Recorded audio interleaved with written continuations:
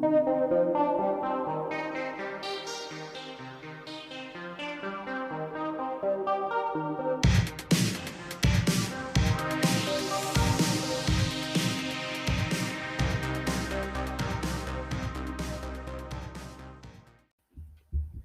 everyone, and welcome to episode 16 of the WatchRolling.com podcast, a veteran-owned podcast that focuses on watch collecting with the goal of helping veterans.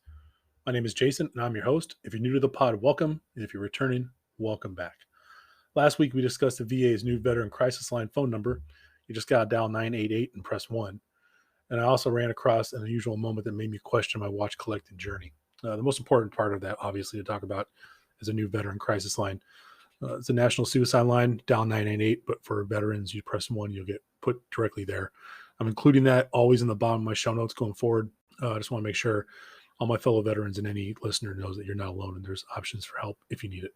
I'm also the co-host of a weekly Tuesday live stream with Sam from Casual Watch Talk YouTube channel. And every Tuesday evening at 7:30 p.m. Eastern Standard Time, and every Sunday, usually at 4:30 p.m. Eastern Standard Time, we do 2 live streams. The one on Tuesday is a little more formal. We have specific topics we discuss. The ones on Sundays are more of a casual, we call it a Sunday social. And we just talk about different topics, but in a much more casual format. We tend to try to take all the questions we can from the audience and just have a fun discussion, blow some time on a Sunday. This last Tuesday was a great show. I'll put the link in the show notes. We had Mike Pearson, who's the international head of branding for Zodiac watches, come on, as well as Ricky from Scottish Watches podcast. It was a great time.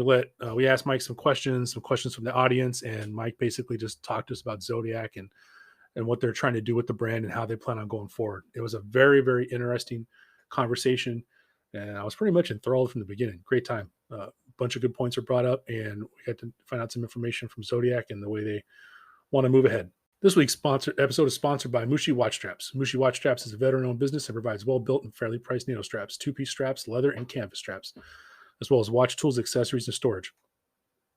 Once again, I'm going to keep talking about the gray fluted NATO. They're just awesome. All the fluted NATOs are. They have a tan one, they have a gray one, they have a black one. They all have different names. Just great straps. I mean, super comfortable. You hardly know they're there, but they're strong. They hold the timepieces in place, even heavier ones. And I'm going to start to look and branch out a little bit and see what else they have. The canvas watch rolls are great. Do a good job taking care of your watches all around. Good job. Also, feel free to use the code VET10, Vector Echo Tango 10 at checkout for 10% off your entire order. I will include a link in the show notes to Mushi Watch Straps like I always do. And they can be found at www.mushiwatchstraps.com. Don't forget, you can use the code VET10, Victor Echo Tango 10 at checkout for 10% off your entire order. So this week, we're going to discuss the VA Summer Sports Clinic, and I discuss the importance of relationships with the community for new watch collectors. So the veteran-related news, a pretty cool program I found out about. Now, it's specifically in San Diego, but I know how most programs go. Usually, for those you don't know, San Diego is probably the second biggest concentration of Navy people in the United States, other than Norfolk, Virginia. And the VA is running a summer sports clinic for disabled veterans there in San Diego. And it's going to happen between August 7th and 12th. And it's technically called the Department of Veteran Affairs National Veterans Summer Sports Clinic. So it's a sports rehab clinic. It's going to return for the first time since 2019. They held it virtually in 2020, 2021 in order to limit the spread of COVID. It's a hands-on sporting event that brings together more than 100 military veterans from across the country, and all of them have a range of disabilities. There's some traumatic brain injuries, polytrauma, spinal cords, and losses of limb, to name a few. And the goal is to motivate veterans with disabilities to find new ways to adapt. And that's directly from the clinic director, Maggie Kramer. They want to help instill, some basic values of an active lifestyle, how to help in community integration, so the community can figure out how to help disabled veterans be able to get some exercise. Help those that might be affected with a disability to develop some determination and build a strong foundation to build on for what's next. As a veteran who has plenty of injuries, some of them, a lot of them disabling, I've had to reinvent how I get whatever exercise I get in. I mean, it's not like it used to be when I was young. I can't do any of the stuff I used to do really when I was young. So, whether it's lighter dumbbell weights or higher repetitions or finding new ways to do cardio that don't affect your joints or your damaged joints so much. You got to do what you got to do. So a program like this, a clinic, I think would be nice, because maybe if you were not really familiar with exercising or something like that, you can go there and get new ideas and how to, build yourself a program and keep yourself as healthy as you can going forward. There's all different kinds of stuff that the veterans can learn about. There's instruction in sailing, surfing, adaptive fitness, kayaking, and cycling. They're all designed to complement the VA's recreation therapy programs, and that's at facilities across the country, right? So just because the program is being held in San Diego, like I said earlier in the article, that they will fly veterans from their locations to San Diego to do this. Plenty of veterans. I know for myself, for example, a large part of the exercise that we did in the service. Now I know certain branches do more organized PT than, say, the Navy. We would do it. It was hit or miss based on what command you're at. A lot of times I just worked out by myself. But, I've been on Army bases. I've been on Marine Corps camps, and, they group PT. They work out together. They run together. They do calisthenics together, and it can build a competitive spirit and some camaraderie through exercise, especially group exercise. And that's one of the goals of the sports clinic. I'm going to put some links to it in the show notes. This thing was founded in 2008 and now is in its 15th year. It also, they host this in collaboration with the VA San Diego healthcare system, the Wounded Warrior Project, and the Veterans Canteen Service, which I discussed in a previous episode. The Veterans Canteen Service is awesome. It offers all kinds of programs and, consumer options to disabled vets. So I invite you to check that out. So I've been looking over the website, and I noticed some of the attendance eligibility stuff I'd like to talk about. So there's a large veteran population, and due to that, they want to be able to make sure that a veteran will only be eligible to attend up to 2 years. So it looks like you got 2 shots to it. Priority will be given to first-year applicants and veterans that have never attended another one of these clinics before. And they'll also do some special consideration for a case-by-case basis. It'll enable those in the past that have been there before to develop some positive rehab skills and coping mechanisms, as well as getting some first-time people in there to learn. But for some of the people that have been there before, it'll help them be mentors and role models. And like we discussed before, they do all the other different kind of stuff like kayaking and all this other stuff to build some teamwork. And I think that's really important. The Wounded Warriors Project's been a sponsor of this since 2003, and the Veteran Canteen Service is there. And just for a quick refresher, the Veterans Canteen Service, it does so much stuff. I mean, you're talking about, well, for example, it was established in 1946, the Veterans Canteen Service. It's created to provide, articles of merchandise and services at reasonable prices to veterans enrolled in the VA healthcare system, caregivers, and visitors. It's really cool. Stuff from coffee shops to stores, you name it, they do it, and it's all designed around helping a disabled veteran. So it's a good cause. If you know anybody that's locally, I know they have these clinics, but I know a lot of times they'll let people swing by just to watch them, check them out. I'll put the links in the show notes, and please feel free to check it out and support if you can, or attend, register and attend. In the watch related section, I wanted to talk about how relationships in the watch community can be important to the new collector. So like we've discussed, I think I'm getting to the point to where I'm still going to be a new collector for probably like the next 2 years. I'd say 5 years is about, in my estimation, where I stop becoming a new collector and I maybe become like I don't know, what's it, an intermediate collector or something? I don't know. Maybe a journeyman watch collector, journey person. But I'm still relatively new. And the one thing that has really helped my knowledge quickly in this hobby is developing relationships with people. I think one of the first people in the watch community that I really started talking to on a regular basis, there was quite a few. There was, but the first 3, I'll list them and I'll tell you how they affected my watch collecting journey. The first person I really started talking to was Miguel from SoCal Watch Reviews. I'll include a link to Miguel's show. Miguel's great podcast. Him and P. Ross go on there. Miguel runs the show, and all different kinds of interesting topics. They talk about different kind of watches, different watch releases, different watch news.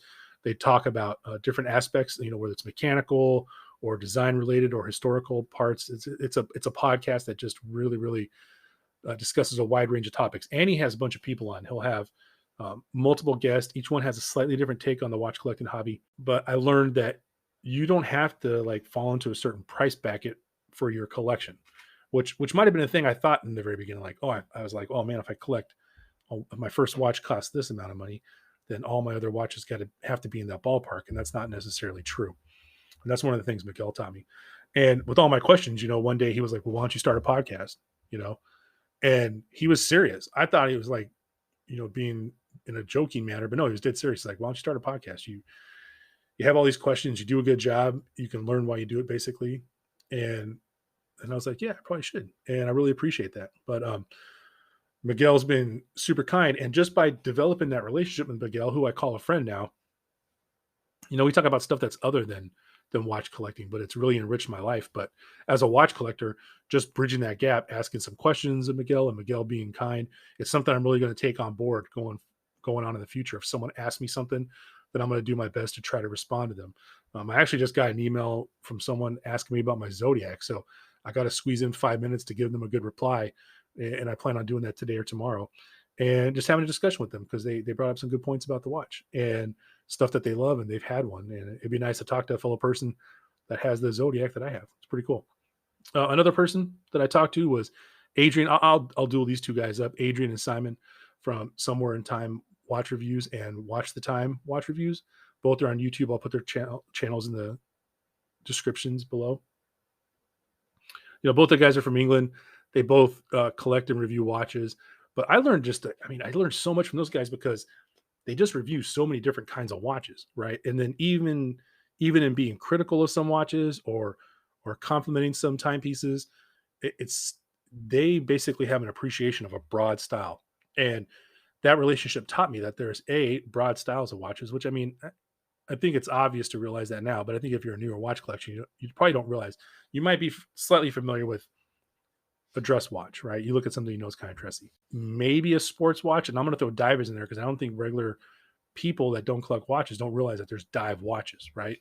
And then, you can have field watches, and those will fall under sport and all stuff. My point is that these guys are the first ones to really teach me, just because they review so many timepieces, that I really learned the intricacies between certain types of watches.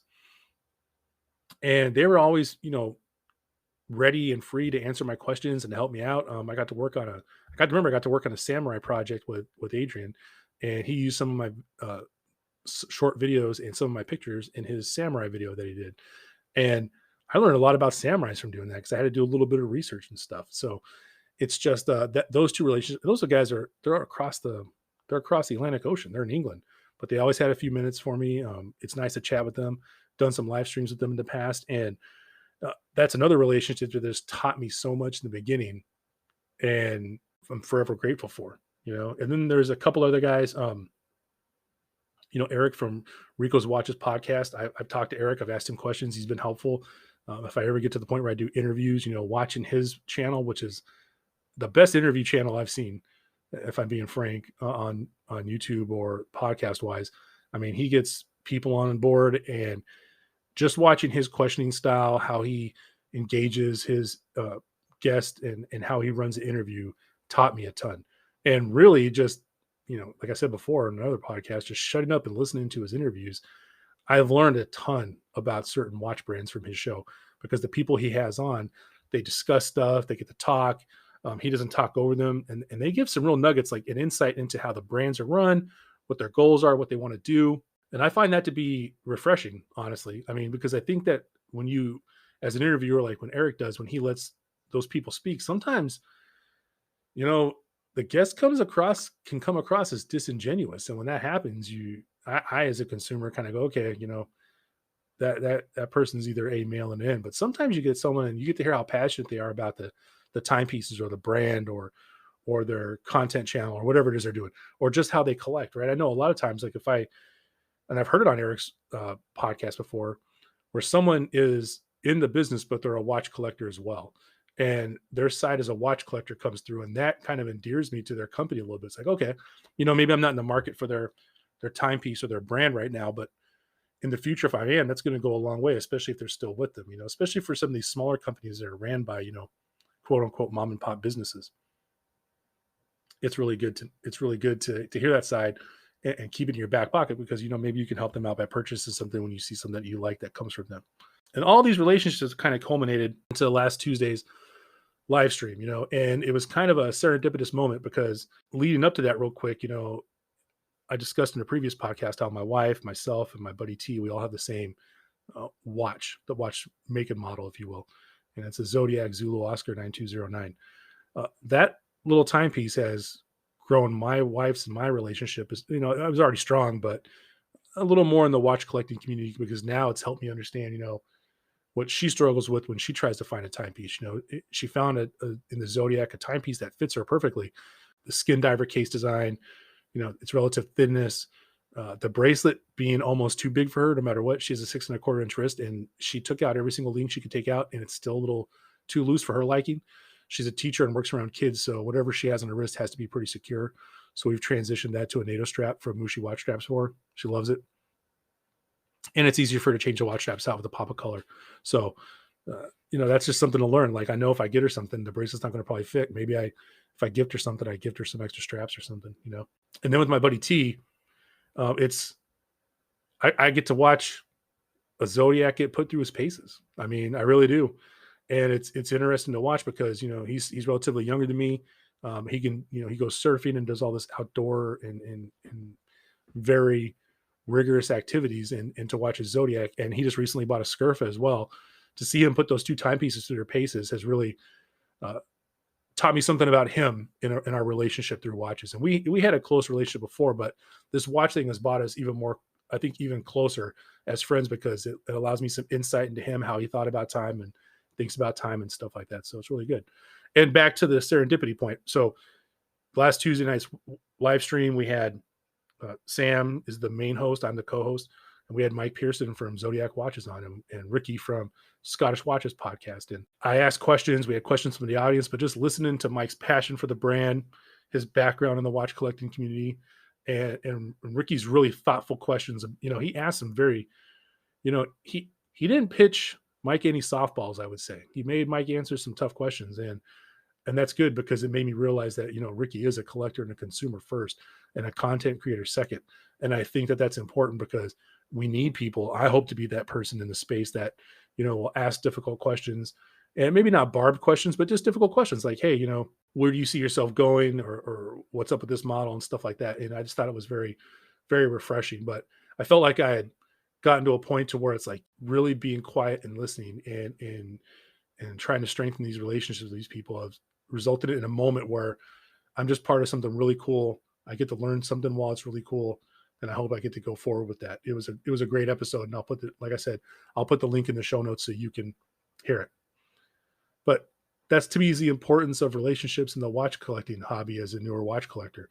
I mean, just the ability to learn. You can learn so much. And and it sounds corny, but you have people to talk to that understand what it is you like. Because I'll tell you what, I hit the lottery with my wife. I would say that she's a 75% interested watch collector. So, it's not like we talk about watches 24 hours a day, but I know if I talk about something, she understands it and we can have a discussion. It's nice. I don't have to go to the internet right away, but I have these friends across the watch collecting community that I could talk to about that stuff. So, thank you to all of them. And I look forward to building more relationships in the future. So, clothing thoughts. I really appreciate you turning into episode 16. Don't forget to tune into the live streams on the Casual Watch Reviews YouTube channel Tuesday evenings at 7:30 p.m. Eastern Standard Time and Sundays at 4:30 p.m. Eastern Standard Time. They're so much fun, and they're fun doing them. I invite you to come check them out, give them a like, a thumbs up, the whole nine, and then hopefully we can go forward from there. Some good news. I picked up some new computer equipment. I don't have the tower yet, but I do have a new, more powerful laptop that I'm doing everything through. I got some multiple screens, so it's kind of cool. I'll be able to do better scripts and stuff like that and populate them in the blog post better. I'm working on building the tower. I just want to make sure I have specific, for all you techies out there, I want to make sure I got some specific requirements so I could actually have a powerful thing and hopefully edit video one day, but we'll see. So this week's positive affirmation, all I can tell you is this, is that life's going to give you chances. You got to make sure you're in place to seize the opportunity when it presents itself. I tell the people that I care about all the time, and I do care about you, my audience, that if you work hard, if you really work hard, if you really grind after it, you can put yourself in position to, when an opportunity presents itself, you can seize it. And that's exactly what it is. You seize that moment. You seize that opportunity because your hard work puts you in that place to do such, right? And I'll share a dirty little secret with you. Hard work well, it gives you the reward of more hard work usually. But I've never been afraid of hard work. And so I wish you the best. Strive hard for what you deserve. Put yourself in position to seize the opportunities that present themselves to you. And be proud of yourself when you do it. Pat yourself on the back. Like I said before, keep it moving. And remember, at watchrolling.com, you make the watch. The watch doesn't make you.